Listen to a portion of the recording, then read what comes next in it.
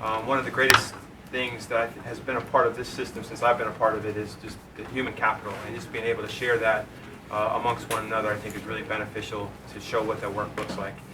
We would love the opportunity to field any questions, concerns, comments, and just to help us build our next steps moving forward. I just wanted to make one piece kind of as we take this debrief just for your information and kind of our structure of learning and teaching as an objective team. Brian and I, of course, are the co-owners, co-chairs with that team. But as you notice, there's the 4 strategy groups that each one has a triad leadership, meaning there's a school-based representative, a central services person, and then another person, whether it may be a school-based or central services, just depending. That triad leadership also then has committee members underneath that for progressive learning environments, dynamic learning experiences, adaptive resources, and MTSS. So as you can see the structure of how that's set up. So our feedback will certainly then come and questions that we can field back and have that voice of communication during this update. Great point. Thank you. Additional questions, comments? Anybody? Keith? Just appreciate the opportunity and the effort to go into setting this up. Very different from sitting around this table, so I appreciate the opportunity and just really enjoyed seeing our teachers and our students being engaged and that sort of thing. That was a real dynamic learning experience for us. Absolutely. Using language already. Appreciate that. When you say it a lot, you could just say DLE, and then we put another acronym on it. Sorry. Might take you a minute to get to that. Yes, sir. Well, we had some conversation, particularly during the equity retreat, about the concept of agency, and to see it incorporated into your fundamental direction, I think is positive to see. And I know Dr. Martin has expressed concern about the learner being actively involved on several occasions, and I'm sensitive to that concern. It's not just us. The learner but then we can engage the learner, and that to appropriate that agency and that responsibility for learning. So, thank you for the demonstration. Thank you, sir. Thank you. Additional comments, questions? I told Mr. Nieder he should put one of the students on the payroll. He did a really great job of selling Carroll Middle School. I thought he did a great job. All 3 of them. Sure, we all, yes. All 3 of them. Mason was a winner, though. He was the innovator. I certainly hope you don't take this as criticism because it was great. I would have loved to have had an 8th grader from Carroll to talk about the changes that they have seen. So, because all 3 of those were 6th graders and didn't go to Carroll before a lot of this was implemented. Kevin? Yeah, I still find it difficult to believe or understand that we don't have, in looking at progressive learning environments, a single sign-on. Yes, sir. Having had the opportunity to work with Power School and NECs and e-boards and all this other mess, and knowing the teachers, I've been, no, that doesn't sound like I've been solicited. I've received emails offering that function for just everyday users. They showed us something that we were looking at doing to It was for single campus, sign. for campus Well, and DPS. I mean, that will help part of it, with a piece of it, but we still have. You got a short rebuttal? Yeah. Could address that quickly. We are working towards that in technology services. Been on our radar for a couple of years. There are some products out there that would advertise they can tie all of your disparate information systems and their logins and passwords together. I would say it's not quite that simple. I would say we are within the next 12 months or so at a point where we should be able to deploy what is mostly a single sign-on. There will likely be some exceptions. I shared with Monica 10 years ago when I was at UNC, I was assigned something called an onion, O-N-Y-E-N. I said, what's that? It's the only number you'll ever need. Over the next 2 or 3 weeks, as I went through my orientation, I was assigned about a dozen other numbers. Yeah. We're working on it. Yeah. All right. Zora? Oh, well, I was gonna say, let's ask a former Carroll student who went there the first year was open, how much has changed? Has it changed a bit? It's changed a little. Second year was Okay. Wow. Quit shaking your head. Kristen? Well, I really They were probably appreciated drawn in the dirt. the authentic discussions we had around CMAP, which has been around and seems like it's Several years. truly transitioning and in constant change. And I was just wondering if we thought about having, how seasoned teachers can add to CMAP. We brought up in our group Talked as about well. that. And, some sort of Wikipedia style, editing and feedback to CMAP, to make it dynamic learning experience. A blog for each grade? and Well, stuff? that was on his presentation. I was about to say, it was on the presentation. The marketplace for Yeah. teachers to Teacher contribute Right, to that right. process, So that'll I be. think that was made clear as we were going, and I appreciate hearing from our teachers about The positives and the the, limitations right, of what they a currently real have. authentic discussion about that aspect of our current state. Thank you. Bill? I was I'm just going to sorry. make one comment that in the dynamic learning session, I was just particularly excited about the things I heard from the kindergarten teachers talking about the way they were doing their classrooms. And probably everybody in this room knows by now, my children participated in Montessori education. And I heard a lot in that discussion that reminded me of Montessori education. And I can tell you how engaging that was for my children, one of which is ADHD significantly, and that's why we ended up there. But that ability for a child within certain bounds to choose what they want to work on, what order they want to work on it, exactly how they want to work on it, who they want to work on it with. I think that's huge, and just so glad to hear from those teachers about the way they're incorporating those types of dynamic learning opportunities in their classroom. Thank you. Bill? Also, in the adaptive resources, share the thoughts about CMAP, although there's some embedded video and some other things there. And my tour guide was pointing to the resources for the brand new teacher as well as the more seasoned teacher, and look forward to contributing to CMAP. She was also using a tool that her grade level team pays for to plan as a team their week, month ahead, what is it we're going to do as a team. And so I was a little surprised to see that they were using a tool that they had to subscribe to. But they chose to do that as apart from other tools that were available. So that may be something to look at. Do we have any way to collect that kind of data about all the various things that I asked that. teachers are using and then what it is that we might support as a system? Okay. We started first with central office, because we have occasionally similar resources coming out of different areas. So I think we started here to start trying to figure out, okay, what are we pushing out to schools from different areas? That's the first layer. And then eventually you get to the layer of what schools are doing, and what you've got to figure out is what the disconnect is between why are they looking for something. Is it because we don't have it? Is it because what we have doesn't function as well as what they want, or do we just not have it? Correct. Right? Did they So- not know about Or it? they don't Right, know. and they may not know about something that we do have, right, and we've not provided training, so, we've got it, there are stages of that we're in the middle of. It's sitting on my desktop. The first list. At your sitting on my standing desktop.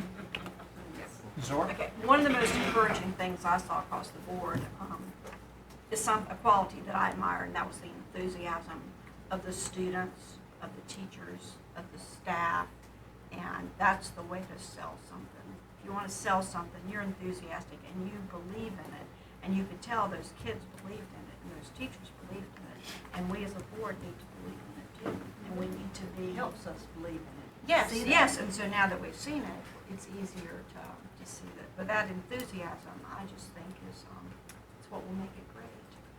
We appreciate it. Yes, very much.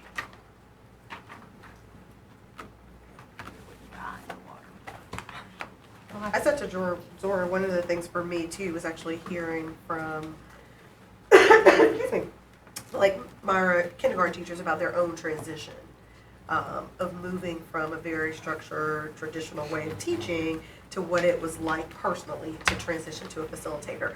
And so for me, as a non-educator, it was helpful for hearing what constraints what mechanisms they put in place, how they were using classroom management tools very differently, right? Like, so not a whole set of new principles, but a paradigm shift in terms of how they use it. So I'm always wanting to hear how people shift here and not what I physically see them doing. So I would say actually all three of your folks in that group, all three teachers were helpful, including my Thank you. business teacher. Christine? Well, I was gonna say, given how much effort did go into this, I would have enjoyed more time. Right. Been able to, 10 minutes have per even group. more, yeah, asked, but I also think that, Mr. Chaldone may have renamed MTSS to Multi-Tiered System of Success. Of success, I like yeah. that. I'm sorry. No, it's not the same Everyone framework, at Friend but, Services, I'm sorry. If it sticks, we'll roll with it. Right, exactly. I like And to echo Christine, thank y'all for stepping out and doing it a little bit different than what we normally have. That was great, I thought. It was, we didn't have time to really look at the video that was Right. running in the interactive spaces. That's a animation that the architects did as part of the super design narrative for York. It's fascinating if you get a chance to look at it. And I'm sure Send us Sherry the Green link. will be It's on bringing the- it to It's us. on the text, it's at the very top, the link to that video is also. I think it's on the what? handout. on the handout. There's a Thank link you. on the top Thank of you. the progressive learning environment. Oh, okay. And that video is linked. And that, I just find that if you look at that and how the animation moves you through the different opportunities of collaboration it's a fascinating mind game to get beyond your 900 square foot brick, cinder block and glass wall, and traditional desks to look at how it can be. Thank you. Thank you. Anybody else? I wanted to, the triad leaders, I believe, are in the room. So if you're a triad leader with the learning and teaching, will you just raise your hand? So I want to give them.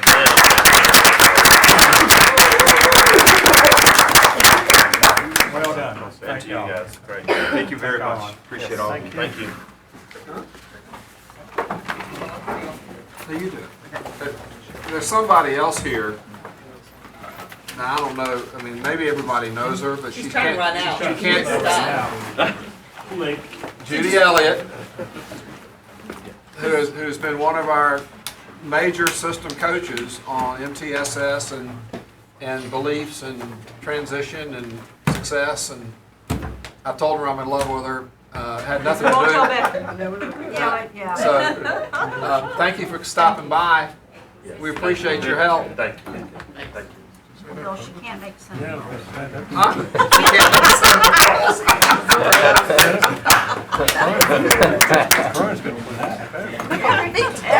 Every once in a while. Look on your feet today, Zora. Yeah. God, every once in a while. Doing it for her. Yeah. And last item for the work session is a summary of our retreat suggestions and work.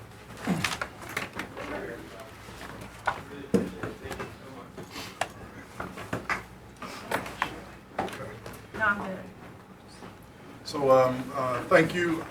What you have before you is a summary of the board's commitments and administrative actions from its February 20th and 22nd board retreat. The purpose of this session is really to have the board review the language, make sure the language is aligned with the intent of the board, and make any modifications to the language if necessary. So I think that you'll also find that, we tried to capture where there seemed to be energy and consensus, because we didn't really vote or approve those things as we were going through them. So there may be language that one of you used as an individual member that you don't see reflected, or there may be something that you see that might need to be different or stronger. And so I think we need to hammer those out. Absolutely. So after we get consensus on the board's intent around the language of the documents, its commitments, the administration will work to establish a timeline for advancing the board's commitments. And we're looking to align that timeline of your commitments to the timeline of the strategic plan, so that those plans are married together. They're not different, but the work is getting done through the vehicle that we've selected as a district to drive our work, and that's the district strategic plan. You know, having said that, if you look on the screen here, it's always nice to visit our goal of graduating at least 95% of our students. I think I've heard that at least 4 times in the last session, but you know, this really does kind of drive our work. And the work that you did at your retreat was certainly in support of that. You will also remember there are 5 strategic objectives. Because this is the second year that the board focused on equity at their retreat, much of the work or your commitments really align with the achievement objective.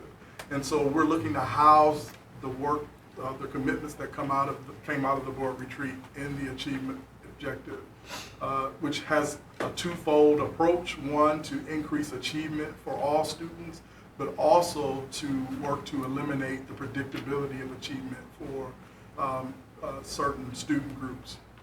And so what you'll get a view of next month, similar to what, well, I don't know if it'll be similar to what you did today. You're getting a preview here. What you did today, but the achievement objective will be before you next month to give you an overview of kind of what our work is around that. And so here we have the 3 strategies that we have within the achievement objective. One, to increase learning opportunities for low-income students, students of color, English language learners, as well as students with disabilities. These are the 4 areas where we as a district can predict achievement. And so we're going to work to increase learning opportunities for those students.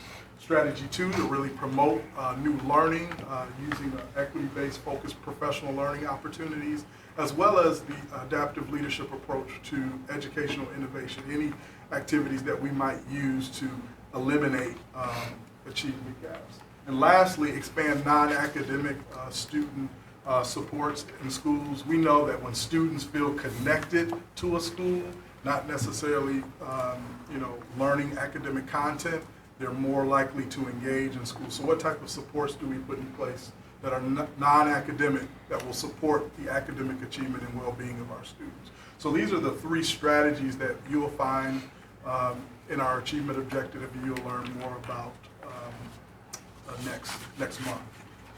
So I want to take an opportunity just to kind of give you a brief overview of the document. You will notice that the document is organized based on the 4 roundtable discussions that we had at the board retreat. Within each one of those roundtable discussions, you'll see a blue header, which kind of gives you a high-level overview of the topics that emerged from your discussion.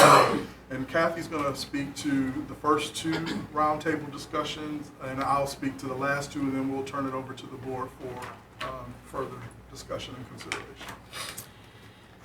So the first roundtable discussion that we engaged in had to do with practices within the district that we were currently utilizing or have utilized or are part of our work that promote diversity across schools. And there were 2 major areas that we have done work in at different levels in the district over time. The first one is the annual enrollment plan, and then the second one was magnet schools. Excuse me. Allergies. So in terms of board commitments, it felt like the board was providing clear direction to the staff that we needed to continue to be transparent about our work within the enrollment plan that did promote diversity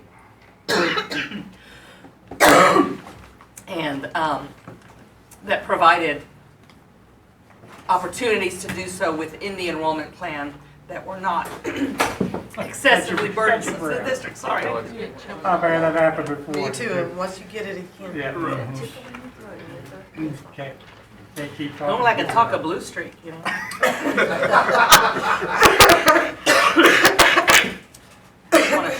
Right.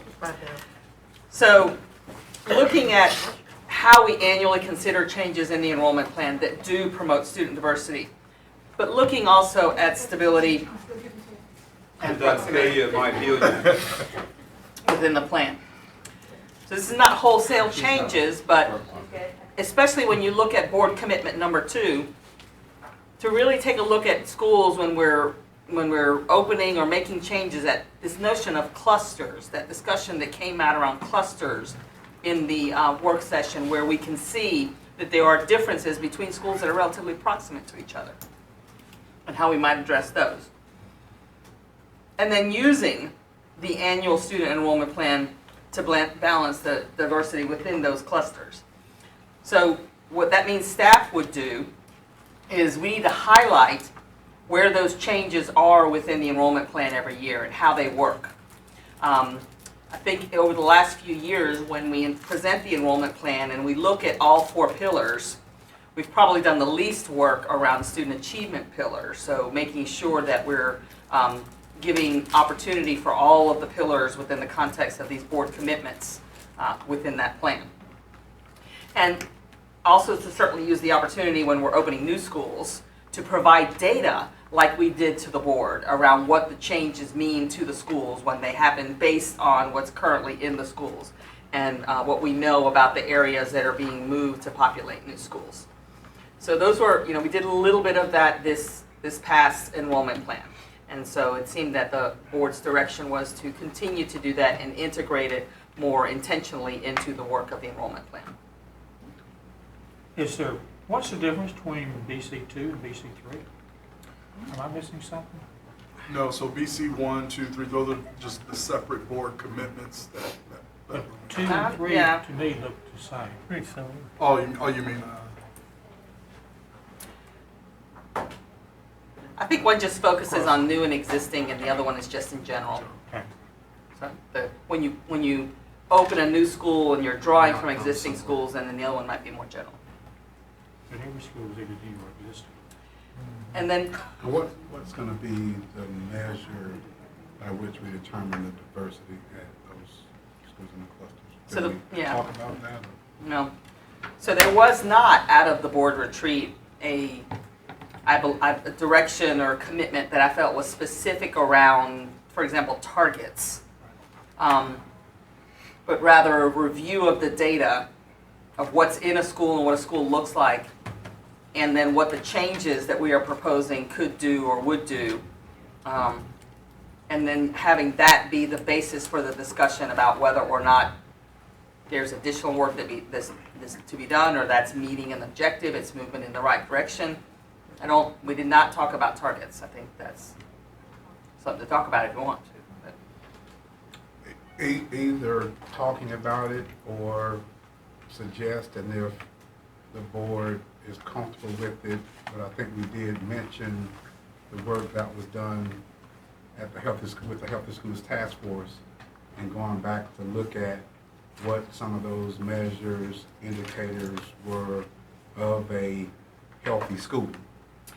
And so, and that might even also suggest or prompt how we look at this, because we know throughout the community there are different feelings about being intentional about the diversity piece. So it might be a broader conversation about what is a healthy school, or what a healthy school looks like, or again being very intentional about, if we're talking about diversity, and intentional about diversity within that time. But I would like to recommend or either have some discussion about at least review of the Healthy Schools Task Force information as part of an administrative action.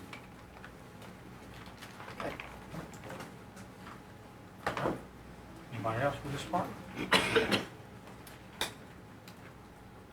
So we can pull that information, take a look at it, bring it back.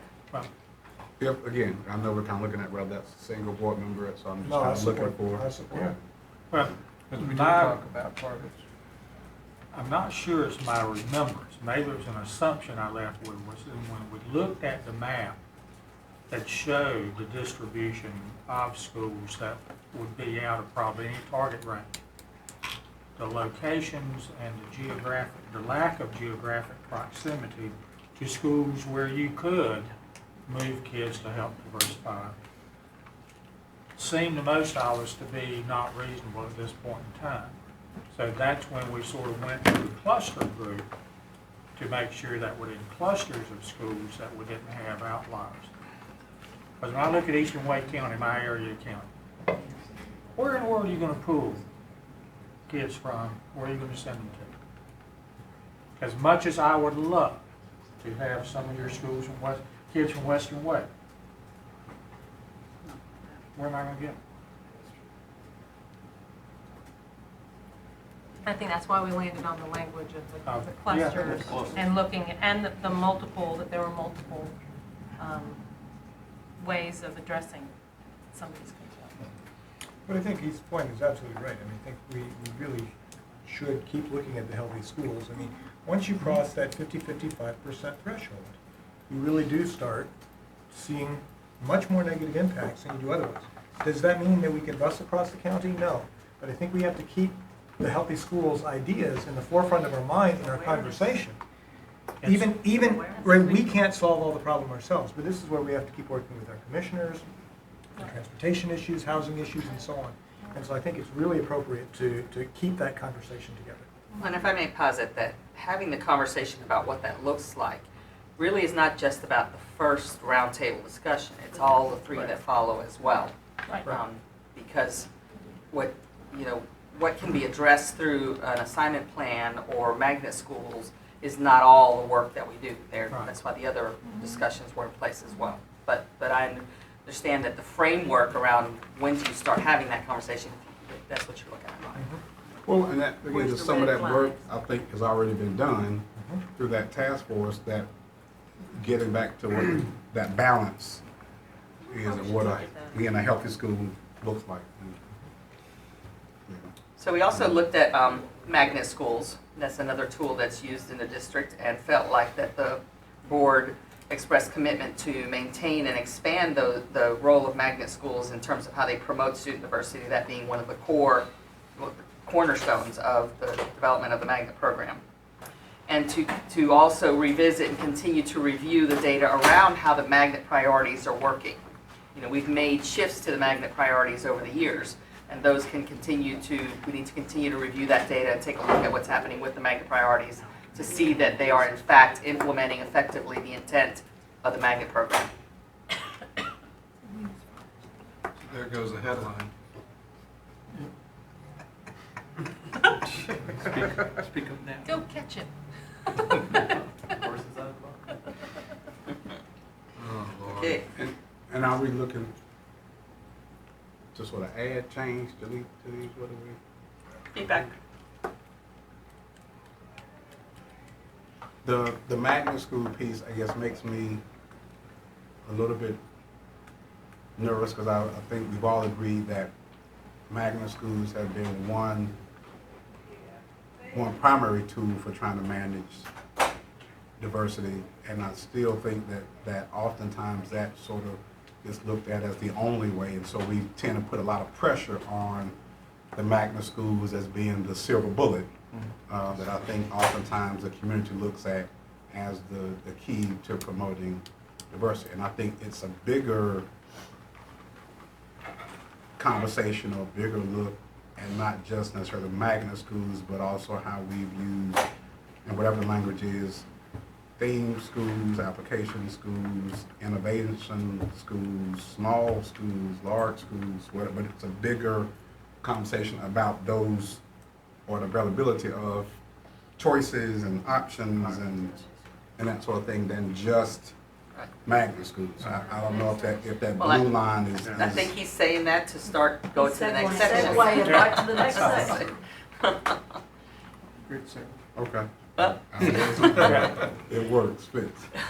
But, so in the next section, the next roundtable discussion that we had was about the use of small, innovative, and we sort of came up with this term, community responsive schools.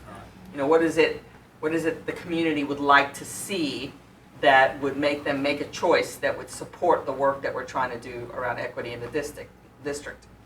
So, in talking listening to the board commitments and the language that occurred, there was a sense that we should engage the community to establish what the priorities or the ideas would be around small and innovative community responsive schools. What do people want? And then consider establishing those concept schools. And I think you're saying yes, we would consider establishing them, which means then we need, well, I'll talk more about that in a minute. And then how we use those schools. Also, are those schools an opportunity to prepare our teachers and use them as lab schools, perhaps, to take into other areas in the district? That was a thread that kind of came up towards the end of the discussion. And you'll note that it's also associated with an administrative action later on. So in order to look at small, innovative, community responsive schools, what staff needs to do is, what's the funding look like? Where's the money going to come from? How do we incorporate it into the work that we're doing? There was some language here where it talks about looking at district needs beyond growth that are met by establishing small, innovative, community responsive concept schools, meaning that these are not necessarily schools that you put in high growth areas, but that you put in other areas in order to meet other objectives or needs, kind of to Mr. Sutton's point, that these become a tool of choice for families in the district to help us achieve our goals around diverse schools. So I think that's the piece that perhaps is missing in the small innovative community response block under board commitments. Unlike the block above it in magnet schools, it talks about magnets, and of course it's inherent in the definition of magnets, but again, it speaks specifically to promoting student diversity. It doesn't really speak to that in the small innovative community response block. And, Okay. and so, yeah, so then as we get into that, do we then lose the focus because it gets then where the goal is building capacity, increasing capacity, or what have you, as opposed to these being strategies for promoting or achieving diversity. So I think what I'm suggesting that there ought to be some level of intentionality or purpose about why we're looking at or the use of small, innovative, responsive schools, again, as a tool to promote, expand, whatever. It might not be the only. Right, that's what I'd say. Right. You know, I think It's- it probably needs to be, something that we consider for each of these schools. Doesn't mean that might be the only reason Yeah. we ever open a small Will be the residential only, school. right. But yeah, I agree But I with think you that we if probably this need whole piece is again around our equity piece, even in the alternative schools piece, the same thing, that part of the drive behind this is that we're trying to address equity and disproportionality and everything else. So that ought to be, I think, somewhere, I would think we as a board would want to see that appear in the commitment because it speaks to, again, our belief or what we value around equity, diversity, and that sort of thing. And this then is a one tool of many that we believe or consider as a means strategy to accomplish the goal of blah, blah, blah. All right, Christine? No, and I would agree, because I think that it was reflective of the conversations we had during the retreat, that we were looking at multiple tools, not just magnets, not just the cluster assignments that we're looking at annual enrollment plan, but the small community responsive, which could be different sizes, because we've done smaller scale models. They could be larger, and I was going to actually see how we could link the magnet and the small innovative models. But I think, to Mr. Sutton's point, having that language in all four of these blocks, because we, again, with alternative schools, those need to be schools that don't reflect any sort of disparity or disproportionality of the students who are there. So I think I would support that additional language. Jim? Well, I would like to concur with that concept, that we've often talked about choice with purpose, as opposed to choice for choice, for the sake alone. And I think we want to really emphasize the choice with purpose. In this category, and I know I'm a bit of an outlier on this, but I really like that we got to the community responsive school terminology, because I thought that captured in a much better way what we're talking about. I personally have significant questions with small because of cost associated with cost. Now, there are community responsive times where small is justifiable, but I think we have to be, given the growth issues that we've got, given so many issues that we've got, small, I like small classrooms much more than I want a small school. And if I can take my dollars and give small classrooms instead of giving a small school, I think research shows that that's more likely to bear a positive benefit. I mean, our small school, at least is a classic example where the small pods just weren't that successful. I think we would have been better to put the resources into small programming, for example. Likewise, innovative, I thought we moved away from that language in part because of the implication that new schools would be innovative, and that is almost a labeling of the rest of our schools as not being innovative. It is popular right now. In fact, it's popular to push all kinds of language, and innovation is a popular language right now. But frankly, we've got to be, if we really believe the all children mantra that we keep preaching, and I think we should, we've got to be looking broadly, not just pocket. And innovation too often is pocket. Now, I'd rather have broad investment, broad creativity in all of our schools, as opposed to, hey, look at this innovative school that we've just created. That's why I like the community responsive language, because I think that finds a healthy balance between creating a school that has a health center in the school. That is an innovative thing to do. That is community responsive. Now we've defined a purpose for what we're doing. So I offer that. My preference along those lines would be that the heading over this category just be community responsive concepts. It's not to say some of them won't be small and some of them won't be innovative or any other thing that we come up with, but I'd rather not have small and innovative in the title, because that's limiting and community responsive is the purpose. Right. And then we'll figure out what that looks like, and it may look 100 different ways. Mm-hmm. Were you? Okay. Several things. One, I do believe in the concept of smaller schools, and I don't think East Wake is the model to look at, because the research is pretty strong across the nation as they try to take existing schools and convert them into smaller schools within one campus. That didn't work, but then the research is equally strong that schools that are smaller than our 2,000 student bodies are much more successful in building relationships, which the research shows builds student success. I am concerned about the cost factor of that, but on the other hand, it's a movement that y'all know I support a great deal, because I think it stands as a chance to meet needs of students that aren't as successful in our schools that exist today as we would want them to be. And I think our purpose is to try to create opportunities to assist as many students as possible to be successful. Mm-hmm. Diversity is a strategy to help us do that, but diversity alone is not our goal. It's our goal only because we believe that helps more students be successful. So I think we have to be careful at times that we get caught up in that as a goal and not a strategy to get to a goal. I don't have an issue with the term innovative, because it resonates with the community and our parents, and they know it gives them a sense of what we're talking about.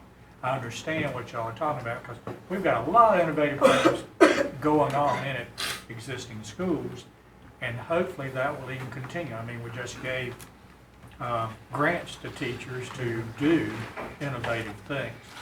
But on the other hand, it is something that our public and our communities do seem to understand, that phraseology, so it becomes shorthand. That we want to retrain them about community responsive, I don't have an issue with that. That's not a big deal. Can I just quickly respond to that, Tom? I think part of the reason for my raising the issue is, I mean, historically, we somewhat had that with the magnets, and we did have a real, what can easily be called magnet envy. The still magnets do. get all the, and we still do, We still right? do. The magnets get all the goodies. What about all the rest of us at the other schools who can't access those things that we'd like to? And that's where I think we have to be really careful about putting a disproportionate amount of resources into whatever you want to call it, small, innovative.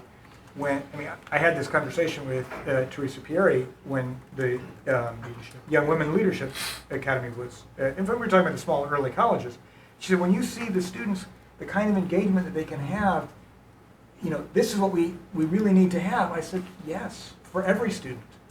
And I think that's our challenge is how do we create these opportunities that we know are best for students, for all of our 157, soon to be 200,000 students.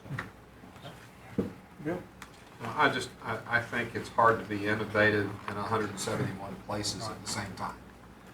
And so I'm very comfortable with the word innovative, and see it as an opportunity to allow and encourage diversity of program delivery ideas that then can replicate. I don't see that as a negative at all. I don't see it as a disproportionate or disproportionality in terms of this school can innovate and that school hasn't chosen to. I don't get that in there. I think it's part of a dynamic educational environment where we've got 12,000 creative administrators and teachers who every day are trying to figure out how do I reach this kid because I didn't reach him yesterday. And through that comes innovation. And out of that might come a concept for a school.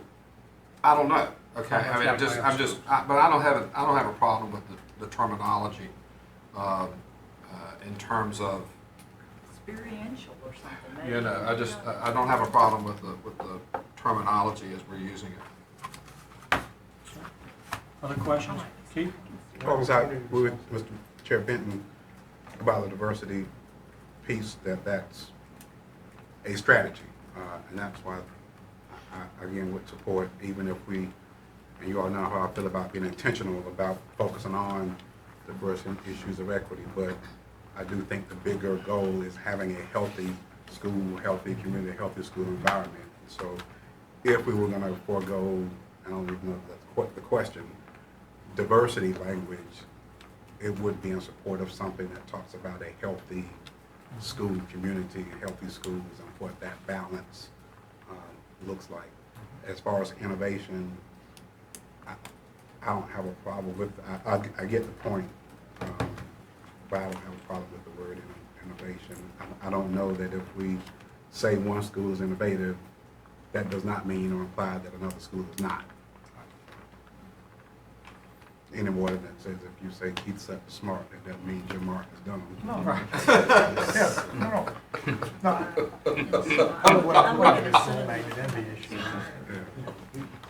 We're taking notes. Yeah. Well, and it's similar to the discussion we had at the retreat, is that sometimes we talk about magnet schools or innovative schools as being better schools, and it's not. They're different. They're different. And Same curriculum. Yeah. And that's the whole Find a language issue. different word. Yeah. That's the language issue. It's, yeah. Which does. Our beliefs, if you will.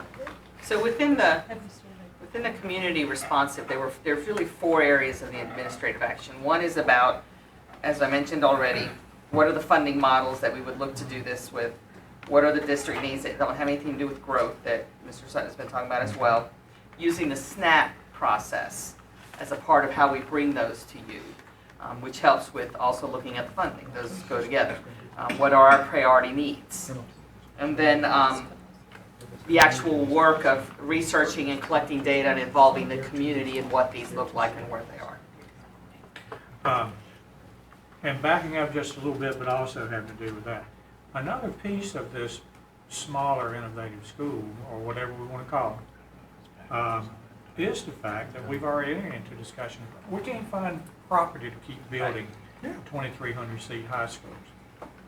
So almost by the sheer fact of that, we're going to be forced to look at a different model than what Wake has been building, well, I don't know how many years now. And whether it's high school, middle, or elementary, it may force us to look at the very shape of not physically, but also programmatically what we're doing in certain schools. And I completely agree with that. And, you know, but I would argue that's community responsive, right? Mhm. Part of that's access to land. There is a reason. The small is not the goal in and of itself. It's a little bit like the student achievement versus diversity. Now, our alternative schools, for example, are going to be small. You're not going to make a 2,000 student alternative school, right? The goal for that isn't to make the small school. The goal is to design an effective, community responsive alternative school that will be small. That's the difference. Increases the opportunity for those students to be successful, Yes. which is to go. Dr. Martin has taken us to the last section Great of this, segue. which was about increasing alternative opportunities for students in the district. And I think it was perhaps Mr. Sutton who brought up that one of the places that we must start with this work is assessing what's our need based on our current capacity, right?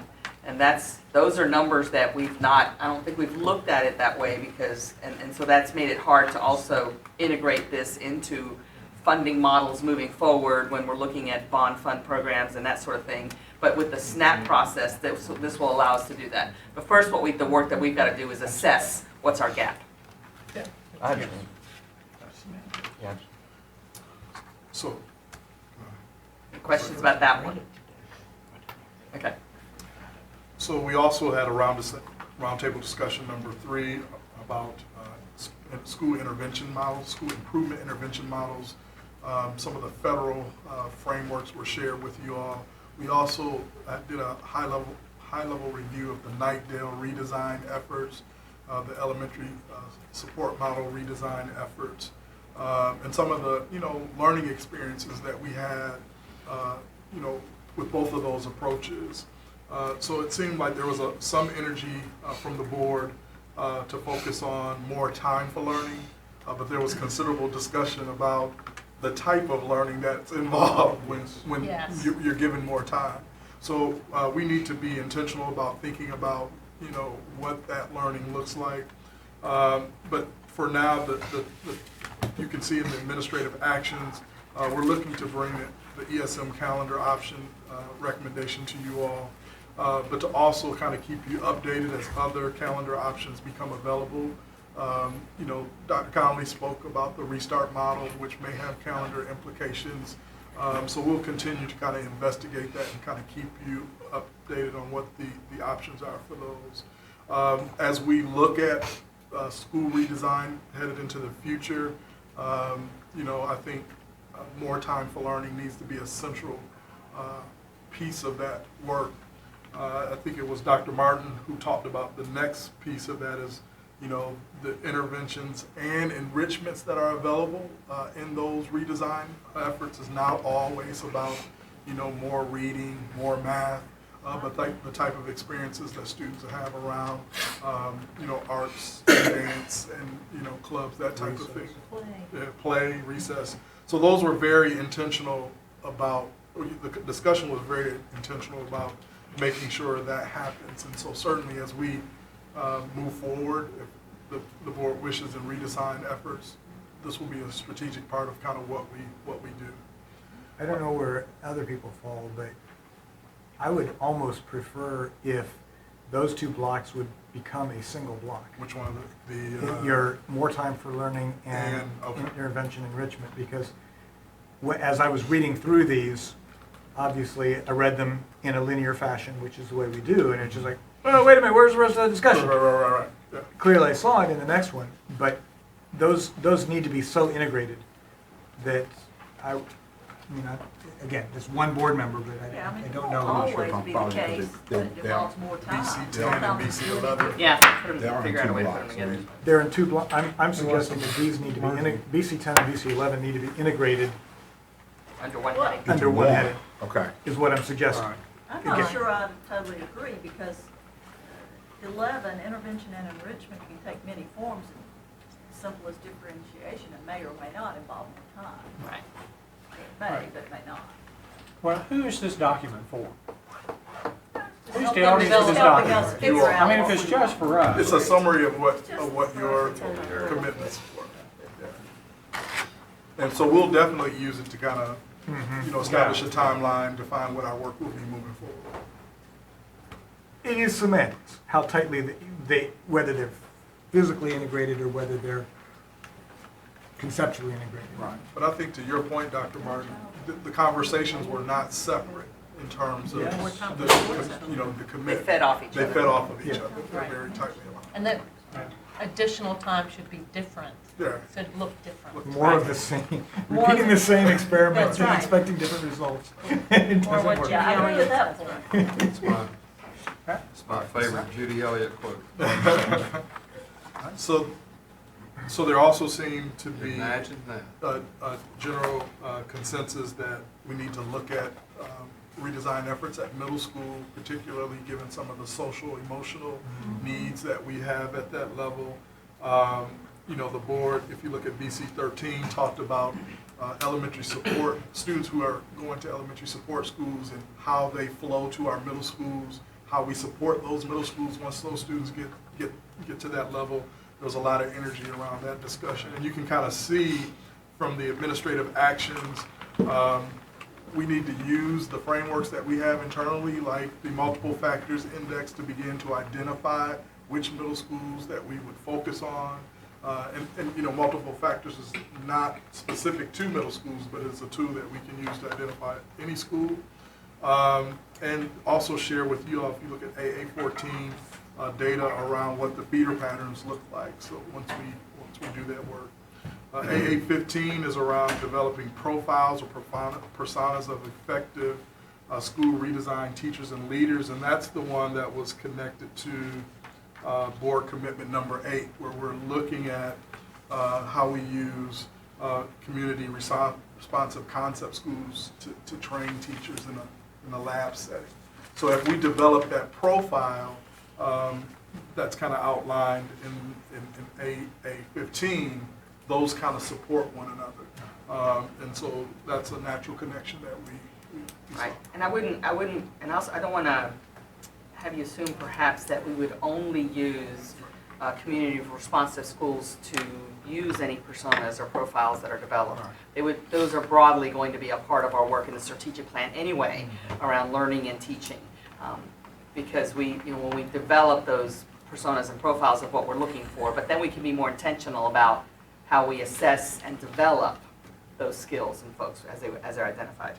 Okay. 3 hands are up and we're at 5:30, so let's make it quick. I'll Christine? just quickly say I was glad to see the learning and teaching being the central focus driving this.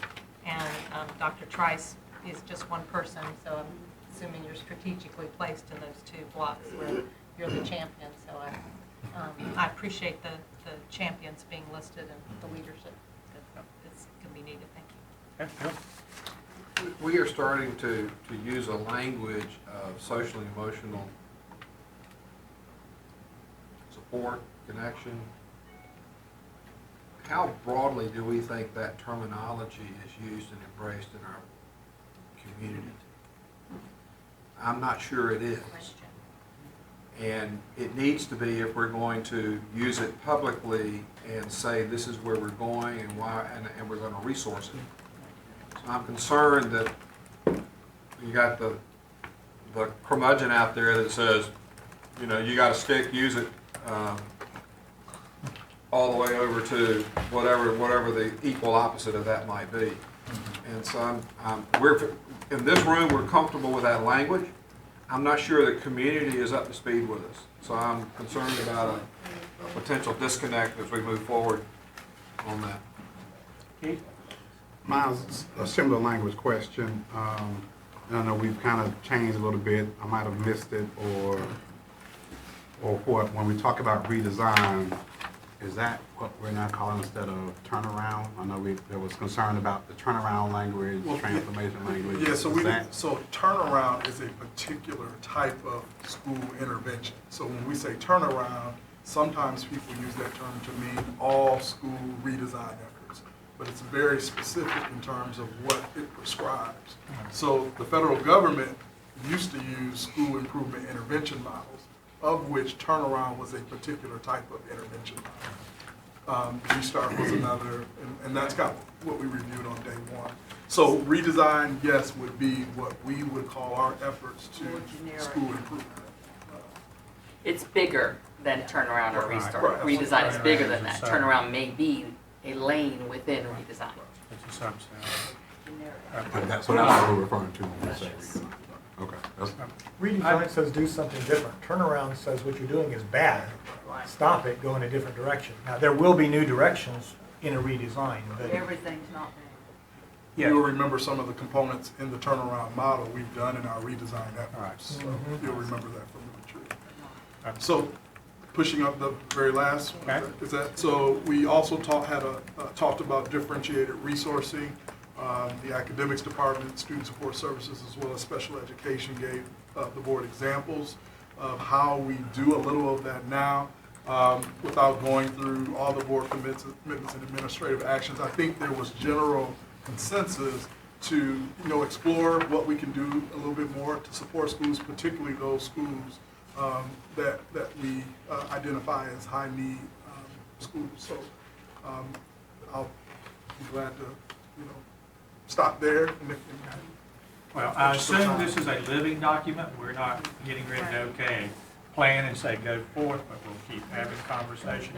We'll give some general direction, or not just general direction.